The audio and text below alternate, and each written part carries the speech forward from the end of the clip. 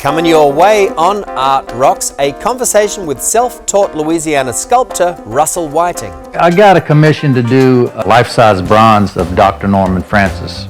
That just blew me away that I was selected to do this. Also, I did a commission for St. Landry Parish, Monet Ardoin, who is a really famous, kind of the father of Zydeco. Music performed to bring a painter's masterpieces to life, and the breathtaking athleticism of ballet. These stories are up next on Art Rocks.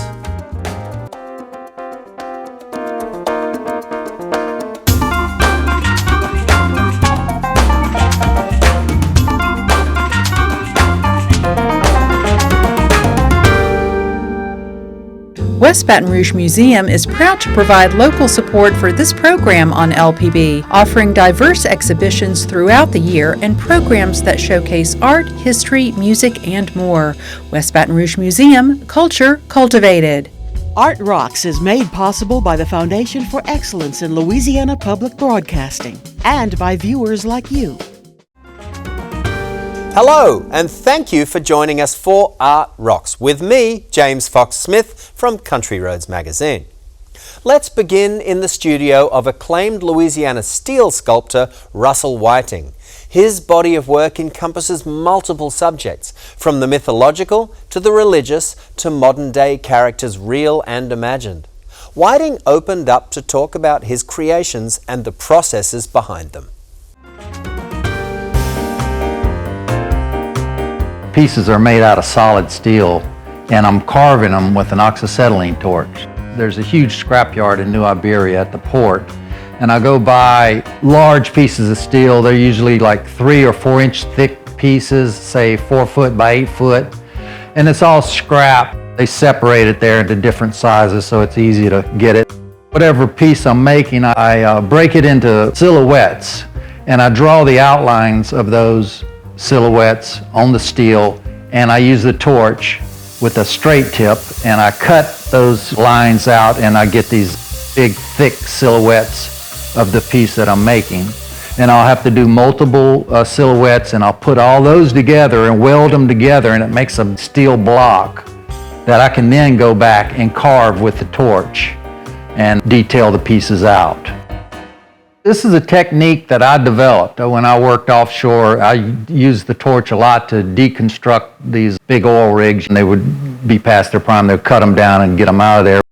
I did a lot of that, and so I really got in tune with this torch. So I'm using the torch with a special tip that's curved, and it allows you to kind of a convex shape into the metal.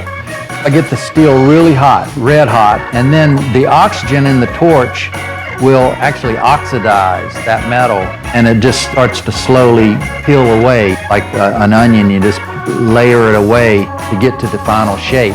But the other thing about steel is that if I go too far and I take too much off, I can easily weld it back, weld another piece on it, and start all over again. There's no way to really mess up. Also, I like a lot of the mistakes that happen really look great. And that's the good thing about this technique that I developed, is that when you look at it, you're going to see the same textures, the same markings that you would see in any fabrication yard or shipyard or oil rig or whatever. The very same textures I leave on my steel to kind of mimic what's out there.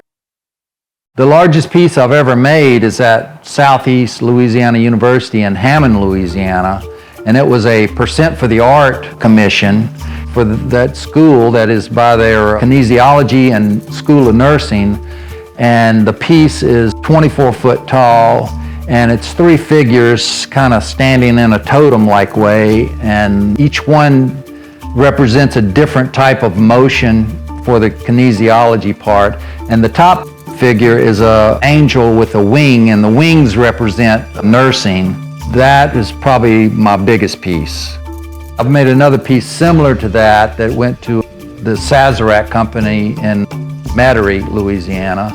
And then I've done some pieces for some private clients, like I've made this one arch that's 90 foot long over a lake, and there's a stainless steel figure standing in the center of it.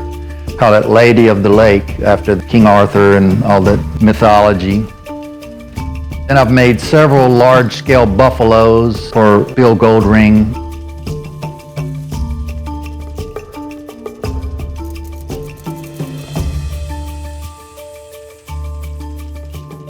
And I've made this rooster that was 9 foot tall. It weighed 4,500 pounds, and it went to California to the Gallo winery there. They just built a brand new corporate headquarters. It's really beautiful, and that piece is there. I've made quite a few big ones. On a piece that weighs 2,000 pounds, I might have 150 pounds of weld. And the strength of weld is like 90,000 pounds per cubic inch. They're not coming apart. They're super strong and they last forever. Eternal pieces. I like to play around with it a lot and show you the strength of the steel, the way the pieces are leaning forward or support themselves with just small little legs and then a huge mass above it. For instance, I've made a buffalo before, so it's just 4 little bitty legs, but then this massive piece of steel above it. It can weigh 5,000–6,000 pounds. That's how I work. The favorite piece I ever made was a piece called Icarus, and it's a life-size figure. It's on the historic bluff in Chattanooga, which is where the museums and everything is. And it's like 100 feet above the Tennessee River. And Icarus has the wing, and so it's jumping off of the cliff. Only 1 foot is touching. All this weight is supported off of this 1 foot. And it's got a big stainless steel wing on it. And I did this piece back in the early 2000s, and it's become iconic. Everybody sees it. There's a bridge right under it, so every morning I have probably 600 or 700 people that see it, and every evening. It's a well-known piece in Chattanooga. I love that piece. I've sold a lot of these Icarus-type figures, the wing figures that are cantilevered out. Cantilevered is when the weight is supported from a point back here, but all the weight is out here. It's got to have a counterbalance on the back end. The bigger pieces are not that much more challenging, except for the fact you got to go gather all the materials and shuffle around these big heavy pieces, which can wear you out. I like the small pieces because it's like you get the ink on the paper really fast, so that it flows out of you faster and you get the mistakes and you create new things. It doesn't take me as long as you might think to do a small piece. I do them fairly fast. This piece, actually, I did that in 3 days. I get a lot of inspiration from Egyptian, ancient artifacts. I just skim through the books and look at them and say, oh, I like that, and it sets off a idea to make another piece. And also like other artists. I look at a lot of art, from the older people that are gone now to people that are young and coming up. I look at everybody's art and I soak it in and let it ferment in my brain, and then however it comes out is great. If you look at my body of work, you will see the majority of it is a figure that is standing straight, with arms raised, probably with wings, and maybe the feet will be like they're starting to walk. There's a little bit of a walking figure involved in it. You have Giacometti, you have the ancient Egyptian pieces. They all stand with their feet like that. That's kind of where all that came from. And I've always had this fascination with angels.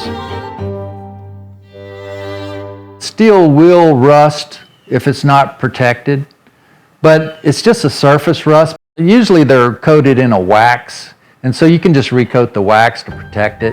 But I've had pieces outside for 25 years. They look exactly like they did when I put them out there. It's a big difference between a solid piece of steel and, say, somebody that makes stuff out of thin metal. That stuff can rust. The rust would just penetrate. But heavy pieces of steel, when they rust on the outside, they do tend to block the corrosion at that level. The corrosion can't just keep digging in without access to the oxygen. I have been working with bronze for about 30 years. I got a commission to do a life-size bronze of Dr. Norman Francis. That just blew me away that I was selected to do this. Me and a guy that works with me now and then, we built this foundry from the ground up. We bought all of our clay, fashioned a portrait of Dr. Francis. the full length out of clay, and then we did a rubber mold of the clay piece, and that allowed us to reproduce that in wax. When I get the wax out, I'm able to go over that and kind of clean it up and make it right, and then we cut the wax into pieces. So I had this full-length figure, and I cut that into 11 different pieces, and we dipped those in a ceramic shell, which makes a coating around it. And a ceramic shell, it's kind of like pottery. When it gets hot, it gets really hard. And so you get it hot, the wax actually melts out of the ceramic shell piece and leaves a void in there that looks exactly like the piece that you coated. And then you can take that and pour molten bronze into it. And that gives you the 11 pieces back in the bronze figure. And so you have to take all of these pieces and puzzle them together and weld all the seams out, and then come back and clean all the seams to where everything just blends in perfectly. That's how you make a bronze sculpture. And I got to do the whole thing with one other guy helping. Then patina the piece to get the right colors. It was very challenging to do the face of Dr. Francis. They have an archive at Xavier with just a bunch of photographs. I was able to pick out about 30 or 40 that all kind of had a similarity to them. As a matter of fact, the sculpture that I made is of a young Dr. Francis. He's only in his late 20s. And so I've got all these old photographs, but each one of them, he looks like a different man, because it's a different day, different location, different lighting. Everything's different about the photographs. So when you put them all together, it almost looks like 30 different people that maybe they're related. So my piece came out kind of like that. But I'm really proud of it. It came out very good, and most people that see it say, that's him. Also, I did a commission for St. Landry Parish. Amadei Ardoin, who is a really famous, kind of the father of Zydeco, and they wanted a statue because of his story. And so I made one, and it's on I-49 where the St. Landry Parish Visitor Center is. The statue is there. Carved steel statue. It's one of my favorite statues. It's kind of impressionistic, and he's holding a lemon in his hand. The significance of that is that he always kept a lemon in his pocket. He would suck on it to keep his voice because he was a singer and a accordion player. And so I did the statue there where he's actually standing on top of an accordion. I was carving wood and stone and drawing and painting way before I ever did any welding. I started drawing when I was a kid in grade school, not seriously, just playing around. When I was 18, I really started getting into drawing and painting. I'd done an art show in Baton Rouge at a group of artists, and one guy there, he had some pieces that were cut out of steel. I was thinking, well, why don't I do that? I went out and bought a torch, and I just started doing it, and right off the bat I knew I'd really come across something that was exciting and new to me, and there was just a wide open what I could do with it. From that point on, I was doing these outdoor art shows around the country, and my work started selling like crazy. Eventually I started meeting these gallery owners at these art shows, and after I got 2 or 3 of these to connect with, I could get away from the oil field stuff and just stay home and make art. These galleries work hard for you. They know the right people. They developed a list of clients, and they can match you up with the people that are interested in the work that you do. A lot of their clients could not afford everything that I do because some of my work is really expensive, but they have the clients that can't afford it. River Gallery.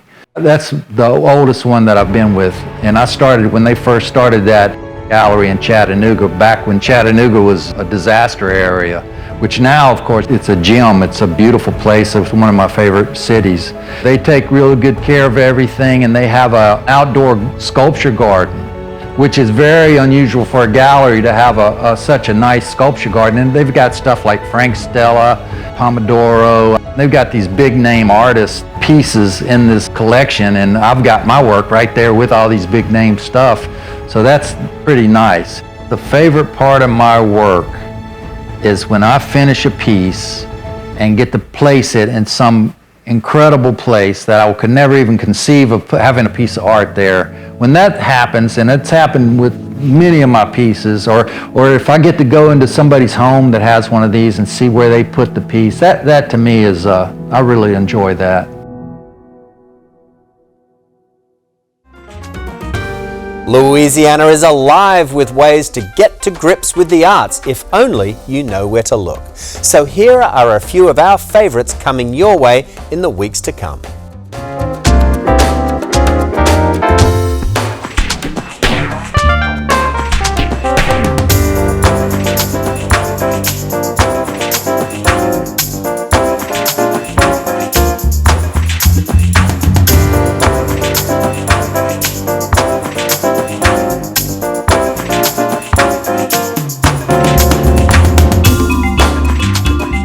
For more on these exhibits and many others, pick up a copy of Country Roads magazine. To watch or to re-watch any episode of Art Rocks, just visit lpb.org/artrocks. You'll also find all of the Louisiana segments on LPB's YouTube page. We'll leave Louisiana behind for a moment for a trip to Colorado to see how the Denver Art Museum is bringing fine art and history to life with music. Claude Monet's Impressionist paintings are at the heart of this museum's music and Monet collaboration. So let's watch and listen.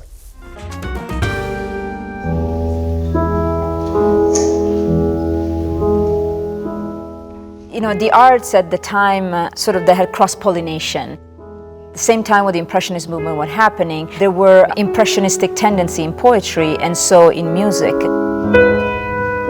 So artists at the time were not in a vacuum. And the music, because it responds to the same stylistic tendency, we do believe that it helps our visitors immerse more in a time and go back in time. My name is Angelica Daneo. I am Chief Curator and Curator of European Art before 1900 at the Denver Art Museum. As we often do in exhibition, we actually include music throughout our galleries, and we did the same this time with our Claude Monet exhibition. We listen to music of the time and trying to find the right rhythm for certain paintings.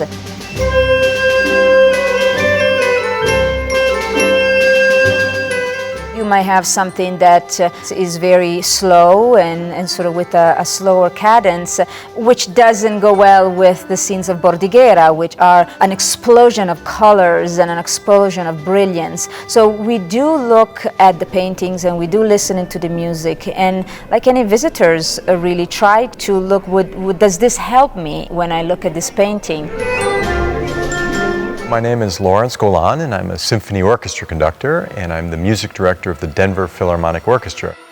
We have this wonderful partnership with the Denver Art Museum. The partnership revolves around the Monet exhibit. Obviously, they'll be having many wonderful paintings by the great French Impressionistic painter Claude Monet. And we will be playing this French Impressionistic concert. The Impressionistic movement in music took place primarily in France around the turn of the last century, so around 1900. One thing the Impressionistic composers were very concerned with was what is the emotion that the listener will feel.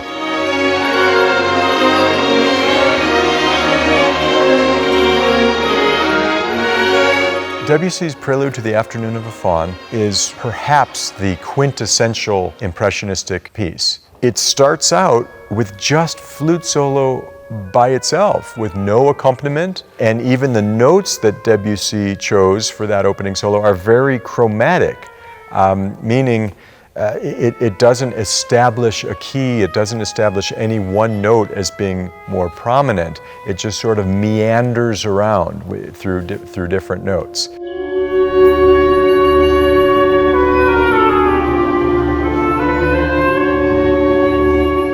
That is emblematic of Impressionism, both in music and in art, where we're not exactly sure what we're looking at or what we're listening to. It sounds very nice, but what exactly is that? With the French Impressionistic painters, similarly, they weren't trying to be very realistic with them. It was more like alluding to an image. The painting behind my back is Boulevard des Capucines by Monet, painted around 1873. And it has all the qualities of this particular movement. And Monet does it with great effects, giving really the impression of a busy street. It doesn't define every single top hat, it doesn't define every single gown and petticoat. And so this was the criticism from the intellectuals that were favoring the Academy. This was the critic Louis Leroy, who was the one that gave the derogatory term Impressionism, who really criticized these black figures. In fact, he called them black tongue lickings. This looked unfinished, it looked too sketchy, but this was not the point of the Impressionists. They wanted to give the impression, the feeling of that scene in that moment. That has translated into the music in a similar way. You get the impression of a certain structure or of a certain harmony, but it's not crystal clear.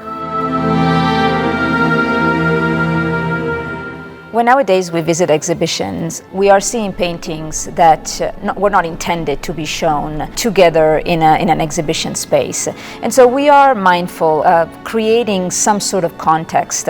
We try to allow discreetly ourselves to immerse into a different era that had different perspectives and different experiences, so that will give a glimpse for a visitor into the time, into what have been the Paris that Monet in particular would have known.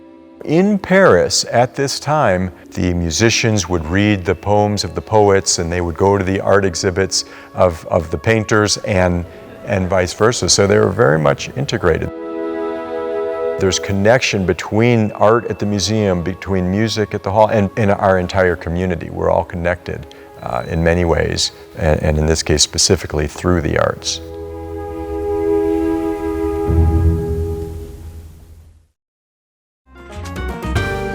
Ballet dancers glide across the stage with movements so graceful and effortless it's easy to overlook the athletic prowess required to pull them off. We visit the Cleveland Ballet to find out really what it takes to be a great dancer.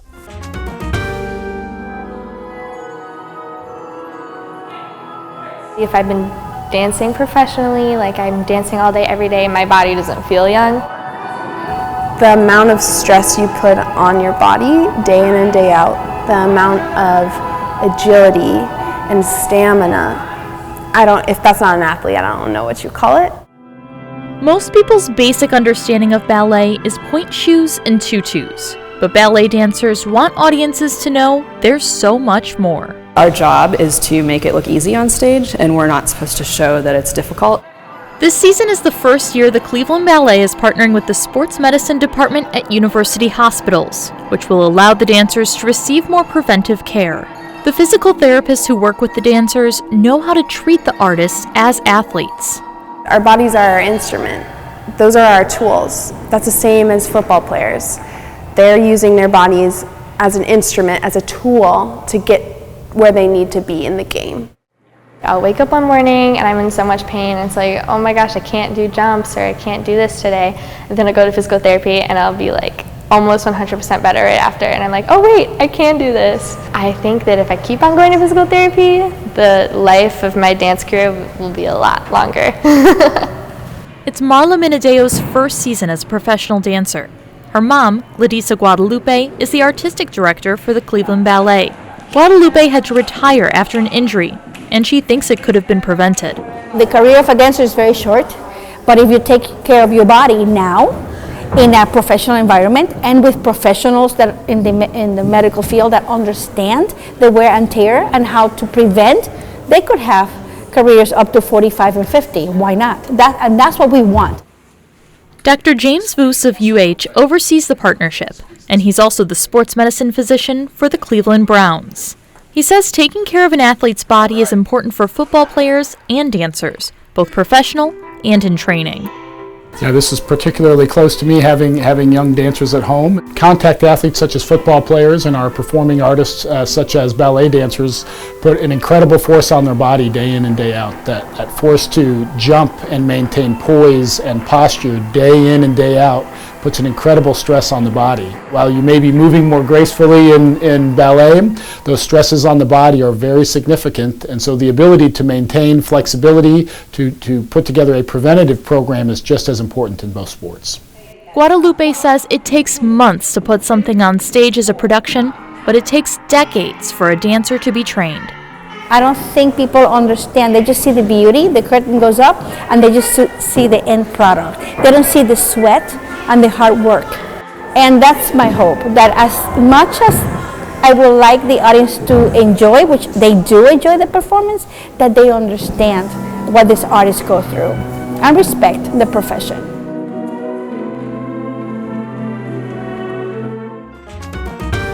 And that's that for this edition of Art Rocks. But remember, there are always more episodes of the show to be found at lpb.org/artrocks. And if you can't get enough culture, Country Roads Magazine makes a great resource for finding out what's happening in the arts, events, and at destinations all around the state. So until next week, I've been James Fox Smith, and thank you for watching.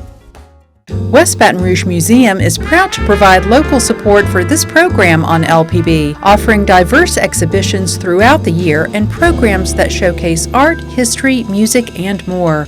West Baton Rouge Museum, culture cultivated. Art Rocks is made possible by the Foundation for Excellence in Louisiana Public Broadcasting and by viewers like you.